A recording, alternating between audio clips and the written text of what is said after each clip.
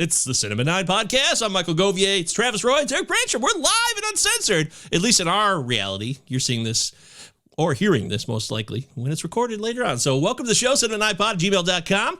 Today's show focusing on a movie, once again, from the early 90s. We're taking it back to Universal Soldier. That's right. That'll be our main focus for today's show. No emails this week, so we can skip over that. We love the emails. Again, Chad, thank you for that email last week. I thought it was pretty funny, Travis. I got a big kick out of it. I do appreciate Luke coming on, and I hope, I don't want him to feel like we were making fun of him, but but definitely we've gotten some comments about his take on Gremlins, which is, besides Chad's, which is fun. I did tell the guys in the Is It Safe chat that, Luke, be prepared because, I didn't spoil it, though. I just said, be prepared, Luke. That's all I said. Steve, our friend of the show, Steve has been on recently doing Rare Exports. Yep. Yeah, you can listen to that anytime you want. Steve said it was hilarious, so that's all I need to know. Yeah, slight ribbing coming your way, Luke. Nothing you can't handle. Just prepare yourself. We love you, Luke. How you doing, Eric? Of course we do. Good. Kids are all sick, and it's That's great. Total nightmare as usual. They're sick, so I'm doing the best I can here. Best that you can do. Best that you can do. And we're recording. Let's get those kids healthy. Yeah, and we're recording in the middle of the afternoon because we all have the day off because of it's cold. Yeah, it's cold. This is the reason. Very rare. Like literally, there was a Saturday afternoon we did last year, and that was a good show. So I'm hoping this Universal show called the Cinema 9 Podcast, which is Universal to all, focusing on the Universal Soldier. I didn't set that up. That didn't go very well. But anyways. This is apropos because the Unisol's got to cool down every once in a while. It's true. Put it on ice. Oh, God. Yeah, there's plenty to talk about with Universal Soldier. But at first, we always love doing our quarantine viewing picks. And Mr. Roy, back to work. So I assume we have a reduction in the list. Yeah. And Echo came out. So that kind of took my focus. Which, Eric, you're not an MCU fan. I'm a huge MCU fan. Just disregard it. I'm going to make that face. Just disregard it. Like it's not. Were you excited about this, Travis? Were you excited about this one? Yeah. Well, I mean, excitement in that it's a new offering from the MCU. Now Echo has been around since 1999, but I never got into her. But I did like Hawkeye quite a bit. So. And we have more of Vincent D'Onofrio as Kingpin because a lot of this is taking place in flashbacks and that kind of stuff. So I was ready for more of him as Kingpin, which I love. And Daredevil, the Netflix Daredevil, is officially part of the MCU now. So, this is in that world very much, and it's grounded in that it's got that kind of feel. And it kind of feels like it could be a standalone thing. And it also works as being part of this bigger universe. So I think that they did pretty good here in a lot of ways. On the other hand, I hear it was supposed to be 8 hours. It was shot down to 5, and it feels that way. Very like there's these huge gaps in story and motivations where you're like, wait, what? Okay, I guess I'm along for the ride. It's not perfect. It's not perfect. So it's the polar opposite of Killers of the Flower Moon. I just could not bring myself to watch. I couldn't bring myself to pay attention to 3.5 hours at once of a film. I did that. I spaced Echo out. What I've mostly been doing all week is I've just been binge watching Downton Abbey for like the 5th or 6th time, including the movies, which I just finished the most recent one, New Era, right before we started the show. I love Downton Abbey, and if you are a huge fan of Universal Soldier, I bet you love Downton Abbey too. What else did I watch? Yeah, that's it. I watched Downton Abbey and Echo. That was it. Okay. Yeah, I've never seen a single moment of Downton. You did Abbey? it. Did I do it right? Downton. Yeah. Downton. Yeah, hey, I'm Robert Downton. Eric Branstrom. What about you, buddy? Yeah, The Goodbye Girl on Tubi. I went back to visit Richard Dreyfuss's Oscar-winning lead actor performance from 1977. It's a funny movie. He won an Oscar for a lead actor? Yeah. I didn't know that. I know all the Oscars, and I did not know that. Wow. 77 was Dick Dreyfuss for this Neil Simon romantic comedy. That's funny. And it's got a great theme song, Mike. I almost texted you because this could stand toe-to-toe with Arthur's theme. It's The Goodbye Girl by David Gates. Let me tell you goodbye doesn't seem to mean that much. Remember this jam? Nope. No, but it sounds like classic late 70s. It sounds Really good. I'm good yacht interested. rock. I'm going to send it your way. It's a solid picture. I sat through like 6 hours of this Gypsy Rose Blanchard TV movie on Hulu starring Patricia Arquette and Joey King. Yeah, it's not good. It's not good. It's a huge waste of time. They could have summed this story up in like an hour, and it's very Lifetime Network. Patricia Arquette does her best, but like it's like a who cares role. I was getting Hillbilly Elegy vibes here, and Joey King is insufferable as this main character. Good luck to you if you can make it through this entire series. What the hell else have I been watching here? I swear to God, there's another one. Dark Passage, 1947, Humphrey Bogart. This movie is bonkers. It's literally, it takes place in the POV. It's like found footage crime movie. It like takes place in the POV of the Humphrey Bogart character who escaped from Alcatraz and is trying to find the real perpetrator of this crime that he went in for. Like the first hour is like his POV. It's like fucking found footage prison escape movie. Eventually they knock the gimmick off in a way that makes sense. But this is a cool ass movie. Lauren Bacall and Humphrey Bogart, 47. Dark Passage. After that, yeah, True Detective. You guys jump into episode 1, season 4? Not yet. Not yet. I will. I might. Not good, or is Weird. that a good? I have no idea. Usually it hooks in you and you know exactly what's going on. Like they show up to the dead body and like you know exactly what's going on. At least in terms of what the crime was. Like this, I have no idea where it's going. This might be going into some horror territory, which is interesting and also a bit befuddling for the series. I've heard, Yeah. you know, the series has always had. Well, I missed the 3rd season, but there's from what I'm aware of, there's like the supernatural element, and I hear that there's a little bit more of a supernatural element in this series than this season than any other season is what I've been hearing. Yeah, but it does take place in Alaska. We got a lot of indigenous cast members, which is fantastic. But it wasn't filmed there. Oh, is that true? Iceland, true. I think, or Finland or something. Yeah. You're joking because it looks like it was filmed on like this Mandalorian green screen set. Like everything looks fake. So if they're on location, I'm impressed. They're on location. It's just all these digital Okay. cameras. Ugh. Yeah. Oh God! You know that's funny. I never saw the 3rd season either, and I love Mahershala Ali. Travis, I don't know why I didn't watch it. Yeah, I don't know why either. I don't know. Maybe it was season 2 turned me off a little bit. I don't know. It A did. little bit. Season 2. I think it was just kind of You busy. love season 2. Love it. I think season 2 is underrated. Yeah, it was good. It was not as good as the first because the first is one of the best seasons of television in history. Yeah, that's an and- impossible standard, right? It's Right, like you don't want to replace a legend. You want to be the follow after the guy who replaces a legend. You know? Right, everyone was comparing it to that, and if you don't, I think it's actually pretty good. Yeah, great point. It's about no, it could happen to you. It could happen It could. to you. Oh, yeah. 1993, Nicolas watched Cage, Bridget Fonda. Oh, Based on a true sublime story. Bridget Fonda. What? Yeah, Yeah, it was. I mean, I don't know how accurate it was, but it was based on a true story that happened in late 80s, early 90s. yep. I'll be goddamn. A sweet movie. That's Yeah, it. it's okay. Wow, from a Cage fan. Controversial. Yeah. You know, it's Cage when he was still trying to be a normie. That makes a lot of sense. Cage, It does. back when he had his own teeth and hair, things were different. Oh, man. Oh, what? Well, we're all going to lose that stuff. We'll get hip replacements. We're going to be completely different humans Yeah, by the time veneers. we're 70. I'm not judging someone for veneers.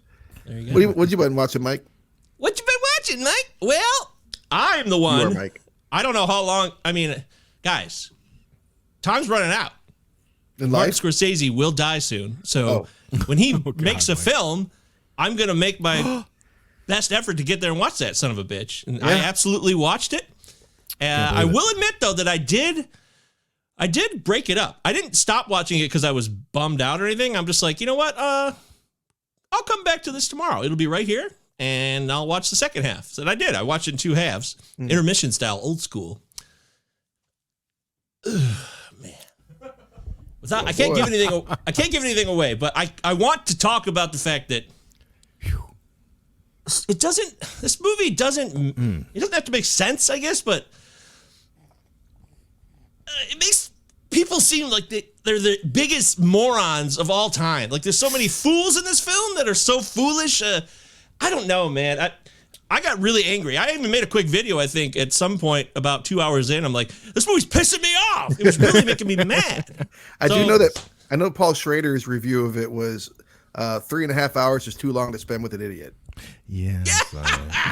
That's good. That is really good. I have to admit, though, as a history buff, as we are, you and I, Travis, Eric loves history too, but I didn't know much about the Osage Nation and the murders and the stuff that happened. And I remember didn't know much about it at all. Yeah, the book, I think, came out when I was in grad school, so I heard a lot about it, but it wasn't like being assigned to students because I think it was, I don't know that it was like, academia history. I think it was more like a, not to get all snobby, but it wasn't someone who was like a trained historian, I think, but don't quote me on that. But I definitely remember hearing about it and then hearing that Scorsese acquired the rights, and then a fucking decade passed, and now it's on Apple Plus, and I'm like, no, I'm gonna watch Downton Abbey again. Well, I would really. I hope. Oh, go ahead, Eric.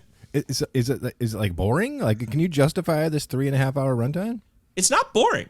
I will say that it is not boring. It's just a lot about character motivations and just the whole environment looks incredible. I have to give this movie so much props. I mean, it's getting harder and harder to recreate without using digital efforts or green screen efforts to make it look like the time. They crushed it. I mean, I really felt like I was in late teens, early 20s, post-World War I Oklahoma. It was really, really, really well done. They went all out. I know the budget was like $200 million. It was even more than The Irishman, apparently. So I was impressed. That's as much as the budget for Secret Invasion.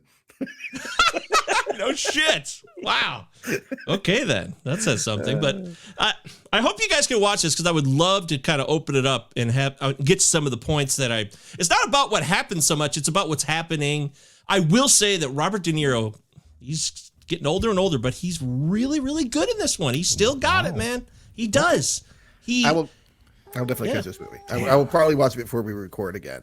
Okay, cool. I'll try to. Yeah, maybe if everybody watches it, maybe we'll do I don't like to get too crazy. Bonus episodes are wild, unheard of these days. But we've done one or two. It'd be fun. It happened. We did the Batman a year ago, or was that 2 years ago? I don't know, lifetime ago. I don't know. That come out 2022 or 3. I don't know where I am. I think it was 23. I don't know. Don't know. But I will say De Niro's great. DiCaprio's really good, but I got a lot of beefs within that. And this newcomer who plays Molly, I'd never heard of her. I didn't know anything about her. She's outstanding. Yeah, she was about to quit acting when she got the call, apparently, and it was 2022. Oh yeah, the Batman was 2022. Wow, it was 22. Okay, that's right. Well, I'm pretty sure it's definitely worth seeing. I recommend seeing Killers of the Flower Moon, and then I'd like to have you email the show and tell me if you saw what I saw without me telling you what I saw. So we'll leave it there. These runtimes, like Silence, I still haven't seen because I can't do that runtime. I know it's so boring. I can watch. I can watch so busy. I can watch 6 seasons of a show. But you can kind of have that on in the background. I don't want to have to spend 3.5 hours paying attention to only this. I need to 2 hours is the max that I can pay attention anymore. I will tell you something, Travis. You won't have to pay attention that hard to stay involved. You really won't. I'll say that. All right. I stand behind that. There's a lot of commentary on the IMDb. I love after I watch a movie where I'm kind of confused about it. I love to go see what the other reviewers say. And man, this movie's getting murdered. Saying Marty is too up his own ass. He needs a fucking editor. He needs an editor. That's the big problem. But yeah, I'll leave it there. But that's what a lot of people are saying. Some people are saying. So I saw a movie from 85, 86 called The Best of Times with Robin Williams and Kurt Russell. And I'd never heard of this. And it's about two guys. Is it a movie? Yeah, this is a real movie from 1986, and it's written by Ron Shelton, who would go on to do Bull Durham, White Men Can't Jump. This was his first effort, and I'd never heard of it, so I checked it out. It's not very good, but it's about two guys who are involved in a high school football game that doesn't go their way, and the whole town lives or dies with it, and some guy regrets it forever. It's pretty.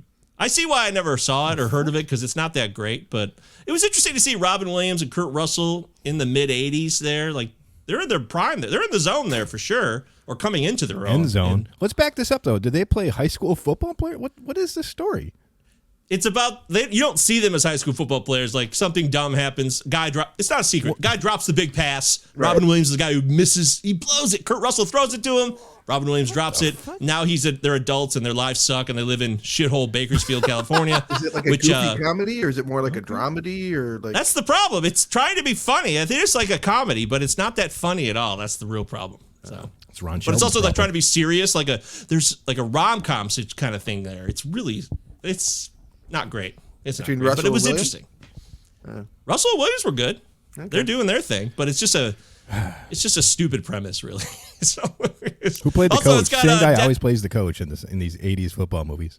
Yeah, there's a whole bunch of like, look who's here. Pamela Reed's in it, popping in, and Moffat, old Don Moffat's in there playing like the classic pissed off banker. You son of a bitch! How dare you! I bet he wears circular lens glasses in that film, like he does in every other film. I think he actually wasn't in that role. I mean, it was 86. It's weird. He already looked old though, which is strange. So. Yeah. Lastly, I'd never seen it. I think Travis does love this movie quite a bit. Mordecai? We're talking Mordecai? No, I like Mordecai. You turned me on Mordecai. I enjoy it. I like watching it with you. I had never sat through and watched Little Nicky. I really hadn't. I've seen every Adam Sandler movie there ever was, but when that came Jack out and around, Jill? You're right. I didn't see that one. You got me. You got me.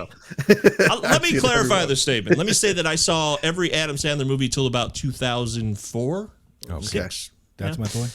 And when I saw this movie come out, I was like, this looks fucking dumb. And I loved Sandler movies. I loved the dumbest Waterboy stuff. I loved all his stupid shit at that time, but I was not interested. And now going back and watching it, it's it's really bizarre. It's a bizarre ass flick, but it was, there's a lot of funny moments in it, I must say. Like he really did not hold back. Like it probably wouldn't be made today, frankly, quite honestly, but it was pretty good. I'd like to revisit, I've actually thought about it for the show a few times. I think that it's like the last straightforward, goofy comedy that he did that was actually pretty good. Because he kind of started doing more like Spanglish and that kind of stuff around then. But then he still did stuff like Jack Rain and Over Jill Me. and Don't Mess with the Zohan. And he also did like Don't Mess with the Zohan. That's pretty dumb. Stuff that sucks, right? Like it's more like straightforward comedies. Like from that point on, it sucks. But Little Nicky, Popeye's Chicken is fucking awesome. Me and Steve walked out of the theater. I can tell you that much. Well, what are you going to do? Move in? Live there the rest of your life? You got to leave at some point. It's true. It was awful. Oh, you mean you walked out while the movie was playing? Yeah. We got to specify because I walked out of the theater too. I don't think I've honestly ever walked out of a theater. Like, I'm not saying I'm better than anybody. If I'm going to see a movie, I like to trust I know when I'm going to see a movie, I'm not going to walk out on it, I guess. If you're somebody who just hangs out with friends and you go to movies all the time, it's possible you'll have a scenario where you're like, dude, this sucks. Let's get out of here. There are times where I wish that I had, like where I thought about it, speaking of Adam Sandler, I almost walked out of Uncut Gems, but I didn't. And then when it was over, I wish that I had. Yeah. I don't know how I feel about that movie still, but there you go. Yeah, check out Little Nicky. It's pretty funny. I mean, you got early, Reese Ifans. I never say his name right. Yeah. But Reese Ifans, I think it is. Reese Ifans. Thank you, Reese Ifans, for your service. All right, so cinematipod@gmail.com. Send us an email. Tell us what you've been watching or listen to an old episode. This is episode 180, so we're closing in on 200. We're going to crack 200 this year, gentlemen, and I'm very, very proud of that fact. Yeah. But it's now time to focus in on Universal Soldier. This was Eric's selection, a movie from 1992. You got Dolph Lundgren and Jean-Claude Van Damme. By the way, I'm just curious. You guys think, this is just a quick side note, you've met Luke's brother, Sean, right? Do you think that Sean looks like Jean-Claude Van Damme at all in the face? Because when I see a young Jean-Claude Van Damme, I see Sean. I'm like, wow, he does look like him when he's younger. No. Okay, great. Eric, when's the first time you saw this movie, Universal Soldier? Yesterday.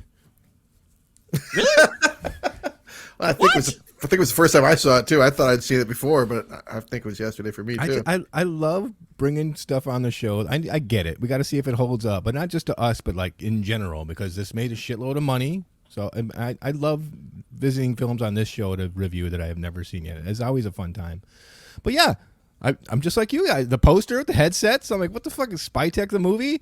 I just skipped it. And like you're talking to someone who was a fan of the Muscles from Brussels. I saw Hard Target like every single day when it came out, but I didn't go back a year before for Universal Soldier. But it's been I keep seeing it pop up on YouTube, like little stuff about it. And I wanted to check it out, see what it's all about. Roland Emmerich. I mean, this is a major power player in the Hollywood action blockbuster scene in the 90s, and I hadn't seen his first American foray. So none of us have a memory with this, Travis. Is that correct? If I'd seen it, I have no memory of it. Okay, great. Well, we can move forward then, because I never sat and watched it either. And I love Van Damme growing up. I mean, It was nonstop Seagal and Van Damme. DiBiase was shoving that shit down our throat. And my younger brother Josh loved Van Damme. He loved those movies. Watched Double Impact, all He was Hard big Target. in my house too. We watched Cyborg and Kickboxer over and over and over again. Kickboxer was that was the real one that set us off, Travis. And yet we all missed this. Yeah, it's weird. I don't know how. Dolph. I've never been a big Dolph fan. I don't know. Dolph. Well, by 92, I think I was just about transitioning out in 92. Like I was watching these Van Damme and Seagal movies in like 88, 89 already. Right, I'm like barely 10 years old. So I mean, that's for me, but we all were. The whole generation was watching shit we should have been watching. And that's the way I like it. Except for Eric. Eric. So, well, Eric, yeah, he was, those of you who are new to the show, Eric, he was delayed, but he's come a long way. He's maybe the most ultimate connoisseur of film now. It would be argued on this show. Travis, no disrespect to you. So, I feel disrespected. damn it. See, you can't win. All right. What's the rating on this thing? IMDb rating, folks? Is this is this crack 5.9. It seems in the realm. Yeah, like, I don't know. 5.3? I'm gonna say it cracks. I'm gonna say 6.1 just for the hell of it. Okay. 6.1. I nailed it. I did not You look. nailed I it. swear. Wow, that is fun. I mean, it's not that. You win. You guys kind of put me in a corner. Like it was just gonna crack 6 because it was popular. Like you said, it made money, but that's it. Yeah, it's okay. As far as the Rotten Tomato critics, there's a lot of people who have opinions on film, and that's why people go to Rotten Tomatoes. True. They they love going there, and it's not like you could go to IMDb and This is what read their vamping comments. sounds like. The sound of vamping. How dare you accuse me of vamping? This is the By the sound way, of Mike looking up an internet page. Did you know? I got it, but there's a Universal Soldier Day of Reckoning 2012, Universal Soldier Regeneration, Universal Soldier The Return, Universal Soldier 3 Unfinished Business, and Universal Soldier 2 Brothers in Arms. I remember Brothers in Arms because I think I was working at Blockbuster when it came out, but I don't remember any of that other shit at all, nor have I seen it. Oh, well, it's not beloved. 34% from the critics. That's trash. Okay. Yowzer. Universal Soldier is 34%? Yeah. Woof. That's slow. 46 for the crowd. They're not having it either. As far as the critical reviews, I'm sure Eves will check in. It was fun getting Dessin, early Dessin. That was fun last week. Yeah, maybe we'll get treated again. Treat us, Dessin. Let's see. How about okay, this is just so Steve Newton from Georgia Strait. Okay. That's okay. I've never heard of the Georgia Strait. I've heard of George Strait. I have heard of George Strait. George Yeah. Strait. There are some pretty decent stunts, especially the one where the two main unisols go rappelling face first down Hoover Dam. Yeah, that was awesome. That was cool. Yeah, that was cool. But they hardly. Who are these guys? But they hardly make this $23 million turkey worth your $8. Okay. I don't think anyone's called a movie a turkey in a while. George Strait, a little harsh. Peter Travers, It's no Rolling hard Stone. target. I got some ocean from property in air. So Peter Travers says, though the idea is dumb enough to be fun, director Roland Emmerich does the Terminator thing. There it is, without much style, and the two stars bash into each other but never connect. I think that is spot on. That's pretty good. It's like someone like, we got these actors, but neither one of them can act. Could we come up with a premise that makes sense for them to wander around aimlessly, wooden and dead-eyed? Well, I've got this idea. Why are we? No one in the board meeting was like, "Why are we having Dolph Lundgren talk so much? He can't even deliver one line, let alone all of these snide comebacks." Yeah. Dessin, woohoo! All right. No shit. That's Okay, it. Destin, do the right thing, man. I gotta tell you, it's one of the few. The action and the campiness barrel along an entertaining counterpoint. You can laugh when you're not absorbed with truck chases. He gives it a red tomato. One of the few red tomatoes. You know, You liked Destin has been a hard man to please more often than not with his reviews. I'm a little surprised. Yeah, that almost seems. Yeah, I am shocked actually. And then Ebes, Roger Ebert, said, "I suppose there is a market for this sort of thing among bubble-brained adolescents of all ages. But it takes a good chase scene indeed to rouse me from the lethargy induced by dozens and dozens of essentially similar sequences."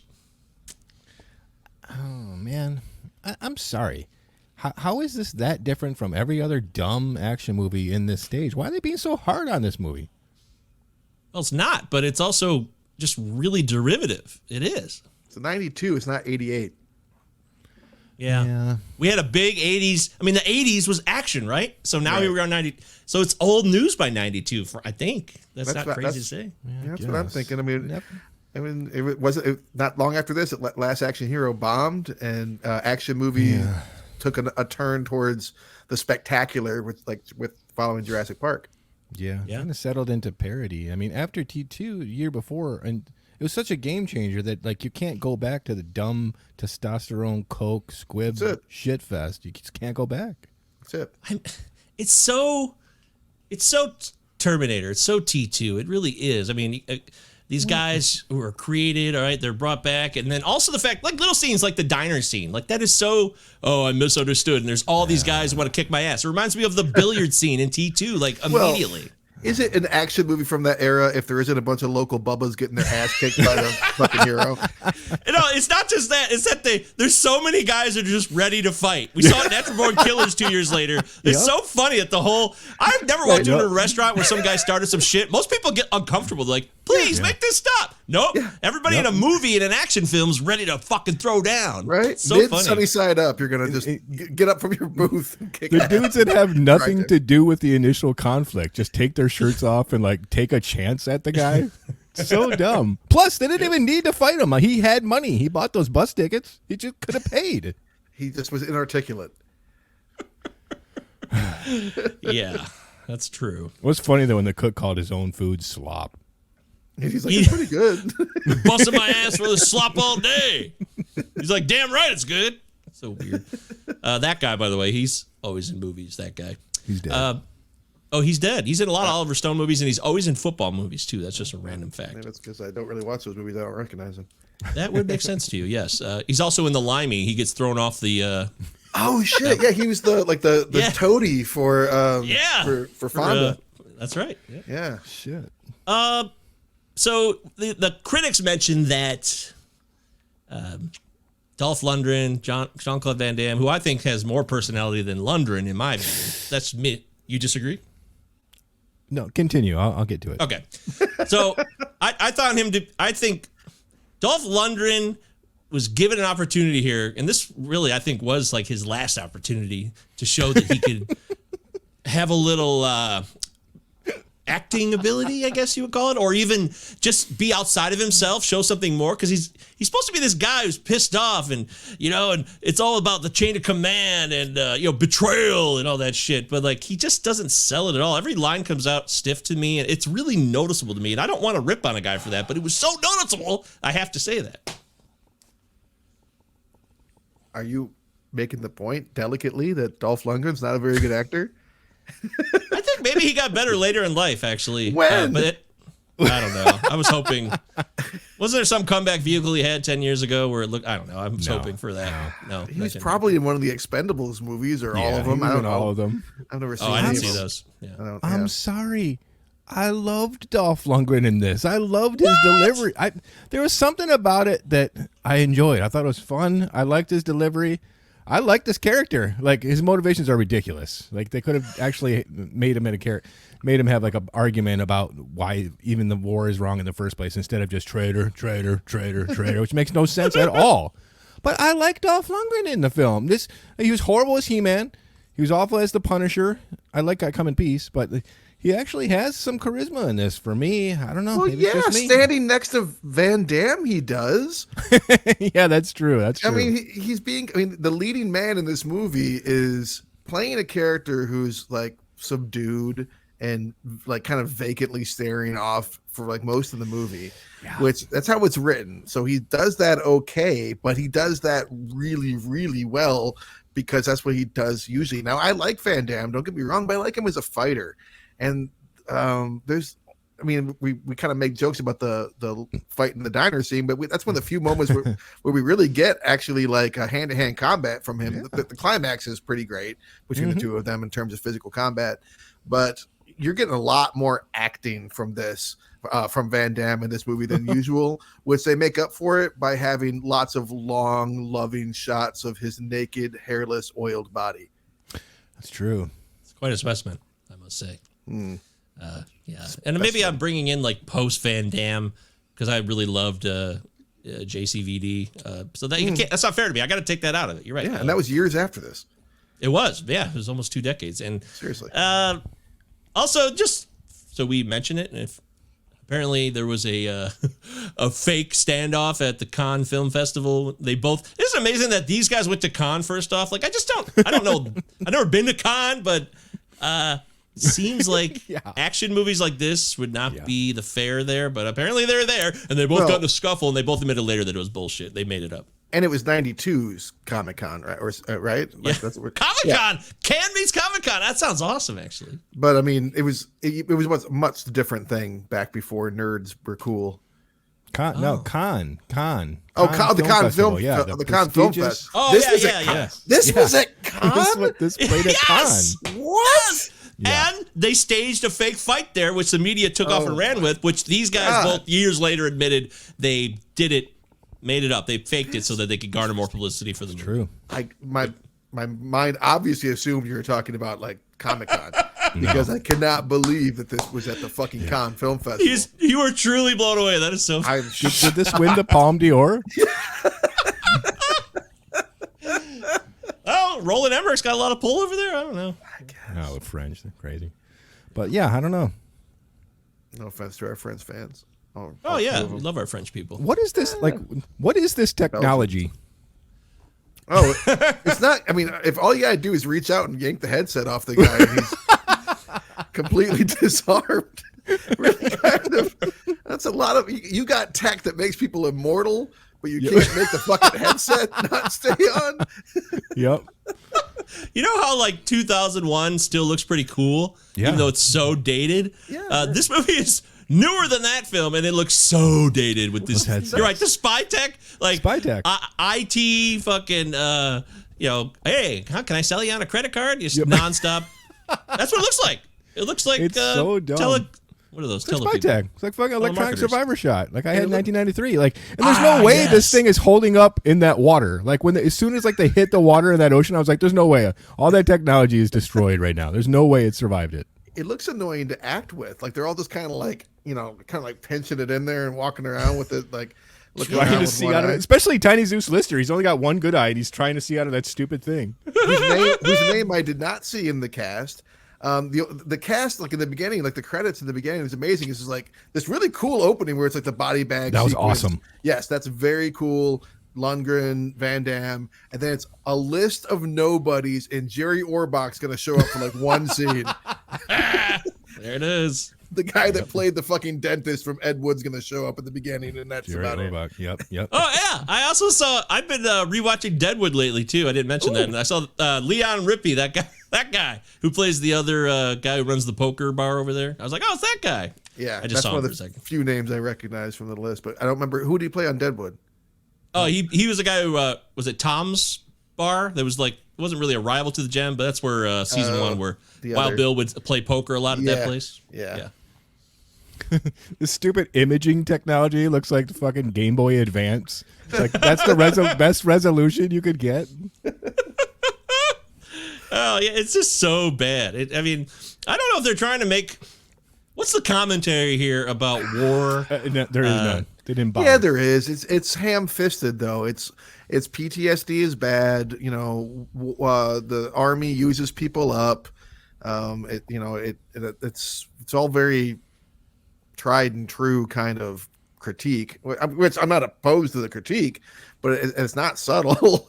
I mean, PTSD is what drives this film in a lot of ways. It's what pulls the Luke's character, the Van Damme's character Luke out of it, and it's also what pulls the Scott Dolph Lundgren's character out of things. It's also what made them kind of like it's also like their main motivations. They're literally like reliving scenes from their life and that kind of shit. Yeah, when they shoot each other, like, doesn't the setup for this movie, the trailers and everything, and what, like, it ruins it. Like, imagine if they had, I don't know, tried to like sell this movie in a different way where you didn't know. Would it be possible for them to sell this movie to know that they would be created this way? Starring Jerry Orbach and Leon Rippey. The dentist from Ed Wood. Yeah, maybe it's tough to do, I suppose. Maybe, I just thought Mike, that- but I mean, think about it. Like, you've never seen a movie where your two lead characters are dead in the first minute. It makes it super interesting. I love the opening. That's Never why people seen- loved, Game of Thrones, Spoiler alert, somebody dies in season 1, and it's like, oh shit, he really died and never came back. But this is a movie, and it happens early on, so I guess it kind of sells the fact. It's just like RoboCop. Peter Weller dies early on. Yeah. Yep, got the memories. A lot of RoboCop vibes in this, too. There's a- Bad ones, not good ones, though. Not good. And that's your point to it being derivative. It's pulling from all the science fiction action movies that came out before it. And instead of kind of adding something new to it, it's like, hey, we're doing that, but we got these guys doing it. Yeah. Exactly. Were you surprised it was like 25 years later? Like, how are they keeping this flesh like going after 25? Especially the ear necklace. Like, did the scientist like inject his necklace too so he could have it in the future? Doesn't he make new necklaces? There's a lot of ear puns. A lot A lot of ear buns. Yeah. ear puns. I think 4 Ear or puns. 5 ear puns. Can you hear me? Like, are you listening? Like, oh, I get it? Get it? Because I'm holding a bunch of ears. Get Oh, it? subtle. It's also the same year that Demolition Man came out, which also has, similar. Demolition Man was a lot. This came out the same year, is creating some of its own stuff in that film while using some of the similar, like, preservation techniques and such. And if you look at those two in the same year, it's like, wow. See, something can bring something new while not just being completely derivative. It's a great point. I mean, because in a lot of ways, Demolition Man is in the same, down the same path we're on with this film, but it's lively, it's fun, it is interesting to look at, and actually funny where you're not laughing at it. Yes, that's a good point. Dude, cryogenic action was huge in the 90s. Yes, was. it was. All you need is a naked buff body with like steam by it, and audiences will show up. Thank you, James Cameron. Yeah, I was getting some Cameron vibes early on. Like when the body bags zip up and we get the big names in the credits, I'm like, I was joking about this pick, but I'm strapping in. This is actually kind of cool. But then like like even the mission, like regular SWAT could have done the mission at Hoover Dam. Like the soldiers don't even do anything that intense, like in the first scene. And also, I'm like watching the movie. I'm like, is this in their jurisdiction? Is it because it's a dam? Like, why is the U.S. Army doing this? It should be like police, like SWAT teams and shit. Doesn't make any sense.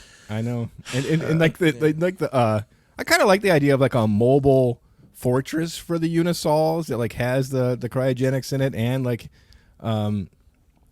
Yeah. these like, and then like I'm like, wait a second. The guys running the program are also surgeons, and it's just these two guys. Like once they start like operating on the dude, I'm like, seriously, these two guys are like tech gurus and they're surgeons. Like this is horseshit. Like hire like 10 more actors. And also, it's taking place like we see the damn thing is like their third mission. So you're telling me you took these bodies in 1969, Yeah, and then just kind of had them on ice or something for 25 years? Yeah, it's like in Deadwood. They got the 23 ice years? box. Yeah, it's the same thing. That doesn't make any. they probably wanted to do like the first mission of the first Unisol, but they were like, "Wow, we're already ripping off RoboCop so badly. Let's just have it take place after like 3 missions." I'd like to mention the 3 writers. 3. by the way, for this film. It took 3 people to write this script. Yeah. So Richard Rothstein is actually a guy that you've not really heard much since. He was involved in Fallen, though, Eric. He didn't write it directly. He story was involved in consultant. Whatever the hell that I means. saw that. And then He's a script doctor. Leech. Like a demon expert. He's a script Script doctor. He doctor. probably came in and worked on both the scripts without actually. Didn't work hard enough. That movie's horrible. That's smart. Then the second writer, Christopher Leach, is the guy who directed Teen Wolf 2. Yes. He Exciting. directed Teen Wolf 2. He did. Yes, Wow. this guy. So there's that. And then the guy who directs this film, Roland Emmerich, Stargate is 2 years later. Yeah. And he wrote that. So it makes you wonder, like, you think Emmerich was like, shit, I mean, this was a job opportunity for me to be a director, and I didn't have any say in the writing. And I don't know, if we probably looked it up, we might find some regret on Emmerich's part, because Stargate is, it's an excellent script. I mean, it's definitely got a lot more going on than this fucking film does. And like you guys said, this movie made money. So if this was his first big foray into American film, it's like, hey, I can prove myself as I can make science fiction, I can make money, and then they're like, okay, here we're gonna let you do the script you really wanted to do. That's my guess. Well, I gotta say, I mean, like we made comparisons, meta comparisons to Under Siege here, because that's what you guys thought I was gonna do.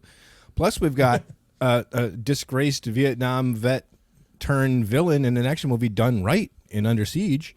But this was an Andrew Davis project who directed Under Siege for many years. Yeah, he was toting the script around until he eventually dropped it and moved on to Under Siege. But yeah, some parallels. Wow. This script had years of work on it. People put years of work on it. They obviously just gave up. Somebody destroyed it. One of these three doofuses is responsible. Dean Devlin is the third writer, and he seems to be more of a producer who works with Emmerich a lot, so he might have just barely been there. But I want to get to a bigger point for me, and I don't think it's that controversial. I am just not a fan of what Roland Emmerich does. Most of his movies suck to me. They're not good. I like Stargate, outside of Stargate, and maybe I liked Independence Day for a little while, but no, I look at his directorial efforts and I'm just like, I don't give a shit about this. He big epic day after tomorrow, end of the world type shit. It's just not for me. I'm not into that kind of stuff. And that's a bias I have. I think he did 13th Floor, right? Was that him? I think that was him. I think that's the only movie. I gotta have to check and see if it's him, because I think that's the only movie of his I like. And if he didn't do it, then no. All of his movies are terrible. That true? Hang on, let me see. 13th Floor. I'm looking right now. Can't be. Starring Craig Bierko. Mm-hmm. Under his directorial I don't know where I efforts. got that. That was Joseph Rusnak. I don't know. Maybe he was a producer. Hey, Joe Rusnak. All right, cool. I don't know. Yeah, he was a producer on that. That's why I had that in my head. But like Midway, Day After Tomorrow, Independence Day 2, I didn't give a shit about. White House Down, I never saw that. I'm not into that. Maybe I need to see it and I can give him a different chance on that. Moonfall, 2012, the same horse shit. Yeah, even The Patriot is kind of overrated. But yeah. Patriot's not good. Terrible. Patriot's not good. 2012. Horrible. Yes! 10,000 BC was not terrible, actually. Hey, all right, we got a winner. Ding, ding, ding. That wasn't bad. I mean, it wasn't great, but it wasn't bad. Yeah, you're right. This guy makes pretty shitty movies. Oh, man. I like Toby Emmerich. Yeah, Toby Emmerich. Love him. I don't know. Look, I took a chance. I mean, I wasn't bored. Like I was not bored where I was like, man, when's it over? And I've been like, man, when's it over? Many, many times on this program. I was bored. When's it over? The last half. Okay. Oh yeah, the last half hour. So I kept having to be like, nope, put the phone down, pay attention. No. Even when Rance Howard showed up. No. There he is. Yeah. It's yeah. I didn't care. Yeah. Is there any good score in this? Is there a theme song that really stuck with you guys in this film musically? No.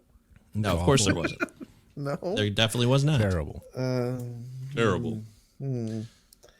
Well, we do get the really subtle kind of like like you keep on seeing, I don't know the character's name or the actress's name, the woman that played Ashley Bartlett Bacon in While You Were Sleeping, the reporter woman, I don't know her fucking name. Allie Walker is her real Allie Walker. Yeah, she's been around for a while. That's a name. Let's see. Like when she's tied to the thresher, I'm like, oh, okay, so the thresher's going to come into play, and then of course it does, and you get like chunks of Dolph coming out. Of like, Dolph Lundgren. Take that, Fargo. And but before that, the fucking crucified hand on the thresher. Oh, come on. Yep. Dude, that's not the first time they tried to make a messianic image of Dolph Lundgren. Same thing happened in Johnny Mnemonic with him. What's the deal? Why in this movie? Like, what are they trying to say? What is it about this character that what the fuck are you trying to say? Like the guy that orchestrated your fake My Lai massacre? Yep. This is your Jesus? Like some bizarre subtext. I'm telling you, the French. But did the minced Dolph Lundgren make you guys hungry? No. I got a little hungry for ground beef. When that guy ripped into that giant steak, I laughed. I thought that was really funny. I did. Very real bites out of what is clearly raw steak. That guy's just right. I hope he's spitting it out and not swallowing. Unless that was like made of I don't know, like edible undies, whatever that's made of. Somehow they made a steak look just like a steak. I don't think so. That struck me as like, I'm acting. I am gonna fucking do this. Right. they're going to remember this, and I'm going to get a part next time. He probably asked, "Can I bite into this steak?" Sure. Yeah, I really want to sell it. All right, yeah. Sell the steak. We're at a grocery store. There's a steak. All steak, no sizzle. That's right. It was trash. Oh boy. Man. I don't know. Anybody got any more notes here? I got Van Damme's not funny.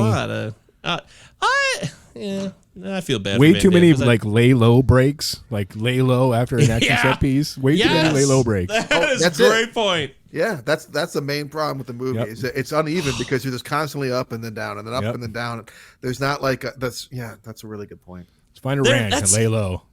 Total. That's total T2. That's all they did. T2 was lay low in the desert. When they're except when they're laying low, it's more interesting. The dialogue is better. You got a kid and this dynamic of a robot and a human and a little child. It's just way. Well, I mean, that makes it even worse. That makes it even worse. We know this script has been floating around. So who's the asshole? Did Jim Cameron read an early draft of this and then pen T2, or was Dean Devlin and Chris, what's his name, sitting in the theater watching T2, being like, "Fuck, this is our movie." Yeah, I gotta give Cameron credit because he already did T1. So yeah, and I think it's like it's not like these things are that unique. I mean, dude, we've lived our whole lives thinking that these were like cyborgs. Am I wrong? Like they're zombies. Yeah, like they're zombies. Yep. Yeah, I had assumed that they're kind of like cyborgs, but that's because I had seen the movie Cyborg. Yeah, but starring Jean-Claude Van Damme. Jean-Claude Van Damme. Yeah. How about the moment where the guy gets like injected? They're gonna try and kill Dolph, and you can tell there's like a gnarly, awesome, like gory moment, but it's all zoomed in on his face. So you can't actually see where you can tell like in post they went, "Oh shit, this is like too raw. This is too much." Or the MPAA just said, "Cut that shit." It's like, well, we're gonna have to cut that. Something. It's like, oh, here, this is probably was like the coolest gore moment in the film, and then they got completely chopped up. Yep, I would say that's true. Yeah. Well, it's kind of fine. I'm having a hard time finding things to say about Universal Soldier now. It's fine. Eric's got a hard on anyways. This kind of goes. It works. It works. Right, Eric? Unless you have nothing else, go ahead, Eric. Take it away. I don't regret picking it. It's always interesting to go back and see what the deal was, so you're at least informed. I mean, it's an interesting focal point for early 90s action. I mean, the tide was turning. Like, we were going away from the big muscles to like actual actors that could act that are also doing like action movies. And this is one of the last remnants, especially for Carolco Studio was like one of the heavy hitters for these releases. And after this, even with this success, box office success, they closed their doors. And I don't know, man. Part of it kind of makes me a little bit sad because these were fun, dumb action movies, and the 90s doesn't have a lot of stuff like this. It's just kind of escapist entertainment. I mean, I'm sure this movie knows it's stupid and it's fucking really dumb. But for me, it's kind of fun. I mean, is it a good movie? No, it's terrible on almost all aspects. But I wasn't bored, and I sat there till the end, and like the fight in the barn at the end, I thought was solid. I enjoyed it. But this movie doesn't hold up. It's horrible trash that I don't recommend anyone ever see. All right. I'll go next. I love that you picked it, and I don't regret that you picked it at all. I'm glad you did. This is what we do on the show. We go and find out, and we found out. And I don't think there was much to really say other than it just was so tired. At a point where we said in the show several times already, 1992, so many action flicks. I mean, it was Stallone and Arnold alone in the 80s, and then if you throw in like the occasional action / sci-fi / I don't know, like super movie that was really good along the way in the 80s into early 90s, this movie just does not compete. It doesn't. I really do. I love Jean-Claude Van Damme. I think he's entertaining to watch. Even his crappy movies, I like seeing him. But in this movie, he's just like so, as Travis said, subdued. And that's not his fault. It's the way it was written. These three doofuses who put their names on the script, they should be ashamed of themselves. This movie does not hold up. There are fun moments. Absolutely. Like particularly when Dolph Lundgren and Van Damme are fighting, which is what they do. That's why audiences like them. So there should have been more of that. Yeah. I think you say like the what did you say the budget was for this? It was 23 million. Supposedly made 36, right? It's a lot of money for headsets. I don't know. It's Went to Meyer and bought electronic survivor shot. End of story. I'm guessing most of that went to their page to like just Van Damme and Dolph Lundgren's paycheck, because this was also towards the end of them being like marquee players. Because not too long after this, I think they would have had a hard time getting top billing. And it's a garbage movie. Doesn't hold up. Garbage movie. Okay, well, there you go. That's the ruling on Universal Soldier. Or, excuse me, not the. It's just called Universal Soldier, I believe. Right? Yes. Is there no the? Oh, real quick. Like the sequels, like I would never watch a sequel to this film. But I guess like in like part 4, like Luke Devereaux, like he comes back to life. Like they turn him into a villain and like kill him. Like so if you had high hopes about this character and you were glad about his becoming human moment, it doesn't last because they turn him into the bad guy and kill him in like part 4. Van Damme returned to the franchise? Yeah, like 3 times. Yeah, he's desperate. You know, the so desperate period. They're both in the sequels. Oh yeah. Well, the tax man's always calling. That's got to pay the tax man. Yeah, I will say a lot of fine nude male bodies in this film. I will say that. Real quick, did you read the fun fact about Dolph Lundgren? Like in the early 90s, some criminals broke into his home, like his palatial estate. They broke into it, tied up his wife and daughter when he wasn't home. Ooh. And they saw a framed picture of the family and saw that Dolph Lundgren was the homeowner and got the fuck out of there. He's gonna come home and he's gonna be an actor, or he's gonna be like one of his characters and beat us up. That's wild. Yeah. Honestly, he's also not nearly a as cool. Fulbright MIT scholar and a chemical engineer. And an Olympic trainer, but none of that's as cool as George Harrison waking up in the middle of the night and attacking someone who's got or William Seward for that matter, waking up in the middle of the night with someone with a knife in your throat. William Seward, and fighting him off. Those are much more badass dudes. Seward's Folly. William Seward, American badass. I got my chest stabbed last night. I got my chest stabbed last night. Old joke. Yeah, I love it. Funny. David Strathairn, fine job as William Seward in Lincoln. Oh, excellent. Ooh, yes, good casting too. Superb. Yeah.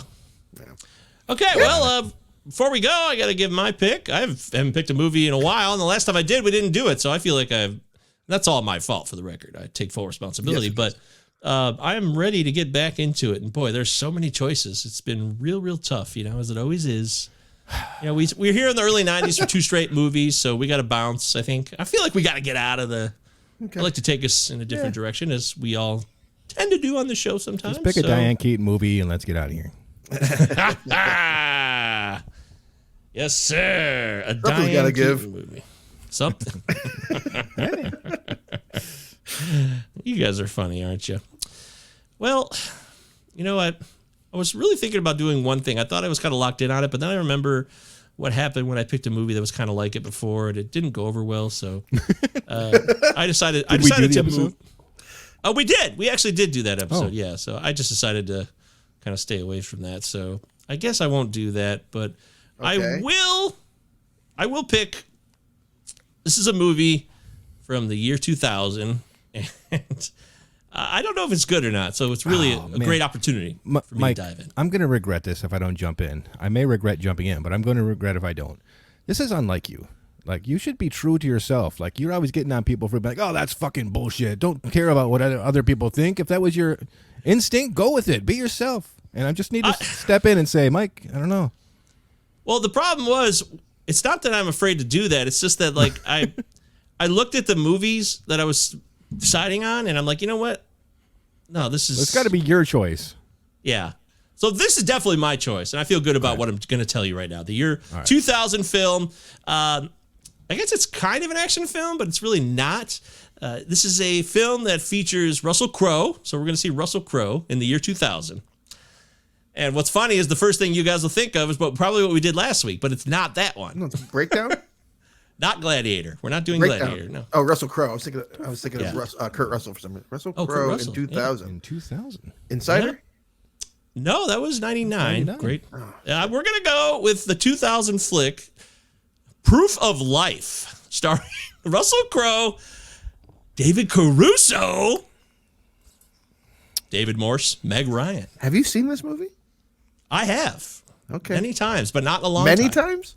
Oh, I used to I got this movie on DVD in the early 2000s, and I watched it a lot. But I have not seen it in a long time, so I'm not sure it holds up, and that's why I'm bringing it to the table. When it's my turn after you, I'm picking a really shitty movie.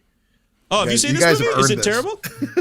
Is this a terrible film already? Is it over? We'll find out. I haven't seen it since 2000, so. I believe it's a Taylor Hackford directed film as well. I do like Taylor Hackford.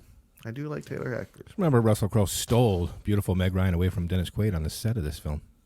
Oh, that is not a lie. So there we go. Next week we're going to do Proof of Life from the year 2000, and that'll be it. I feel good. Right. This is a Mike Govier selection. Thank you, Eric, for reminding me why I do this show. I had to. This is absolutely me. So we'll do that next time. Yeah, that's right. Right. We're on a roll here. 3 people on the show, 2 straight weeks. Things are heating up here on 79 Pod. Thanks for being here. Travis, Eric, Mike.